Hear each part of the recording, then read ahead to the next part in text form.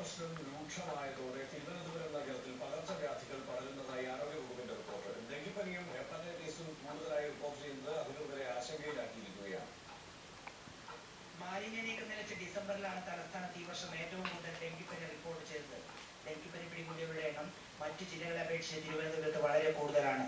ഭീമാപ്പള്ളി ഉൾപ്പെടെയുള്ള തീരദേശ മേഖലകളിലാണ് ഇതിൽ കൂടുതലും റിപ്പോർട്ട് ചെയ്തത്. തിരുവനന്തപുരം നഗരത്തിൽ കഴിഞ്ഞ 2 ആഴ്ച പനി ബാധിച്ച് ചികിത്സ തേടിയെത്തിയവർ 30% വരെ കൂടിയെന്നാണ് കണക്ക്. മഞ്ഞപ്പിത്തവും നഗരത്തിൽ കൂടിയിട്ടുണ്ട്. പകർച്ചവ്യാധികൾ റിപ്പോർട്ട് ചെയ്ത എണ്ണത്തിൽ കുറവുണ്ടെങ്കിലും ഇവ നിയന്ത്രിക്കാൻ പറ്റാത്ത വിധം പടരാൻ സാധ്യതയുണ്ടെന്ന് DMO പറഞ്ഞു. റിപ്പോർട്ടിംഗ് നമ്പർ കുറവാണെന്നേ ഉള്ളൂ, കേസുകൾ വെച്ചിട്ടുണ്ട്. പക്ഷേ ഒരു ഭീകരമായ രീതിയിൽ ഒരു ഔട്ട് ബ്രേക്ക് ആയിട്ടൊന്നും ഇതുവരെ ഇല്ലെങ്കിലും അതിനുള്ള ഒരു സാധ്യത നമ്മൾ തള്ളിക്കളയാൻ പറ്റില്ല. മലേറിയ മുൻവർഷത്തെക്കാളും ജില്ലയിൽ കൂടുതലാണ്. ടൈഫോയിഡും ഹെപ്പറ്റൈറ്റിസ് ബിയും പിടിപെട്ടവരുടെ എണ്ണം കൂടി.